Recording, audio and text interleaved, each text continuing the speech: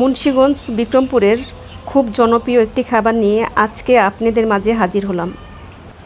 এই রেসিপিতে খুবই অল্প উপকরণ লাগে আর খেতে ভীষণ মজা। কথা না বাড়িয়ে চলুন মূল রেসিপিতে চলে যাই।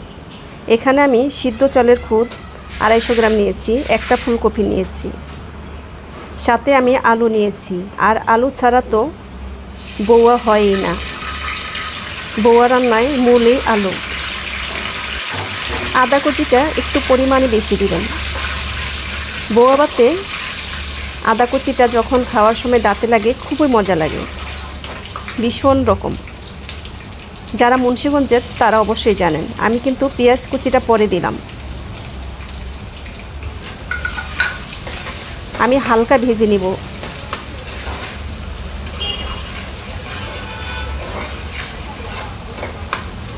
খুব সুন্দর তেজপাতা এবং আদার একটা ফ্লেভার বের হয়েছে।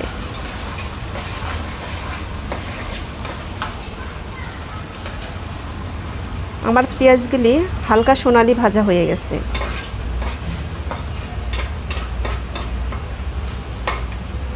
এখন আমি সবগুলো উপকরণ একসাথে দিয়ে দিব। ফুলকপি, আলু আর খুদ একসাথে আমি ধুয়ে রেখেছিলাম।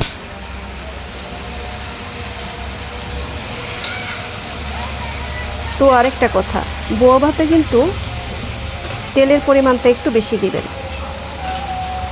তো আমি ভালো করে একটু নেড়ে চেড়ে নিচ্ছি।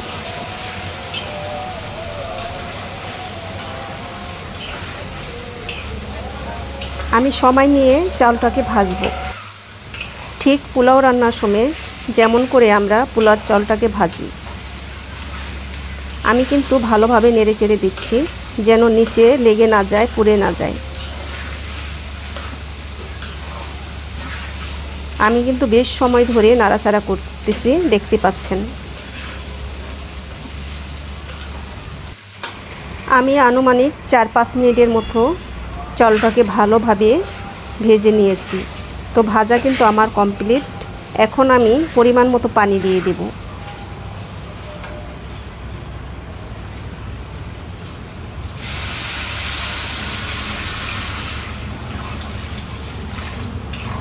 আমি কিন্তু নর্মাল পানিটাই দিয়েছি। আপনারা চাইলে এখানে গরম পানিও ব্যবহার করতে পারেন।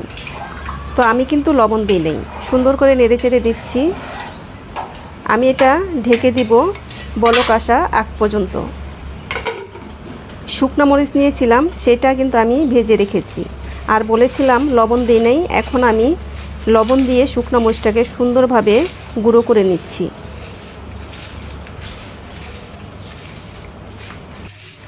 আরেকটি কথা, আপনারা যদি মুন্সিগঞ্জের স্টাইলে বৌয়া ভাত খেতে চান তাহলে কিন্তু এই শুকনা মরিচ ভাজাটা অবশ্যই দিতে হবে। এই শুকনা মরিচের ভাজাটাই কিন্তু বৌয়া ভাতের স্বাদটা কিন্তু বাড়িয়ে দিবে। তো আপনারা পরিমাণের হয়তো কম দিতে পারেন, আমি কোনো ভর্তা করব না, এই জন্য পরিমাণের একটু বেশি দিলাম। দেখতে পাচ্ছেন বলক চলে আসছে। এখন আমি ভেজে রাখা শুকনা মরিচের গুঁড়োটা দিয়ে দিব।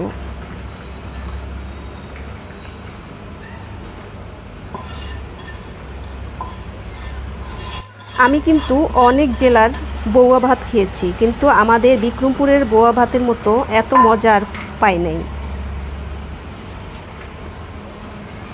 অনেক দেশে দেখছি ডাল, চাল এবং সবজি, শাক দিয়ে তারপর এরা রান্না করে, সাথে হলুদ দেয়। আমাদের দেশে কিন্তু বৌয়াতে হলুদ দেয় না, আর মশলা কোনো মশলাই দেয় না। আমি এখন 10 মিনিটের জন্য এটা ঢেকে দিব, চুলার আঁচটা মিডিয়ামে।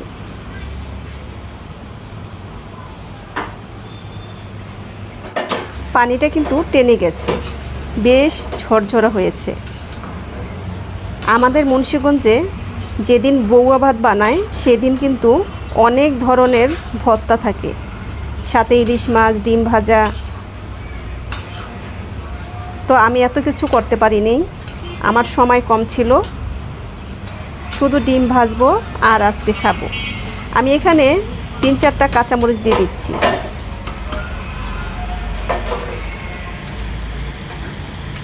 কাঁচামরিচগুলি মাঝখানের থেকে ভেঙে দিচ্ছি।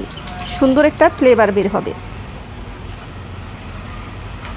আমি যথেষ্ট পরিমাণ কিন্তু ঝাল দিয়েছি এখানে।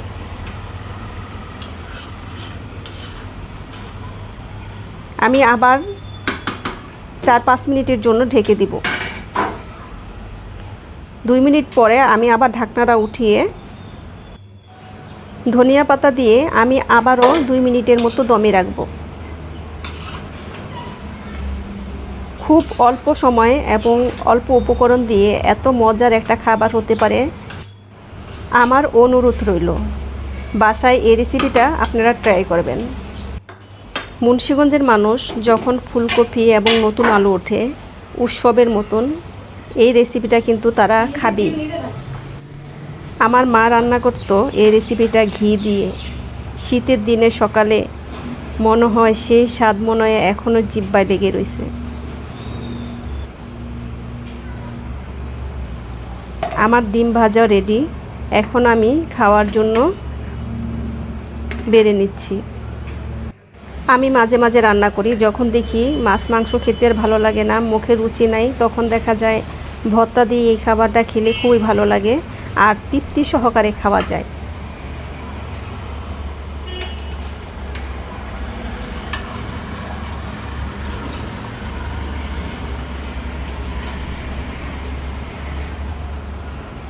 আপনারা কিন্তু ট্রাই করবেন আর কেমন হয়েছে অবশ্যই জানাবেন। সবাই ভালো থাকবেন। নতুন কোনো ভিডিও নিয়ে আপনাদের মাঝে আবার হাজির হব।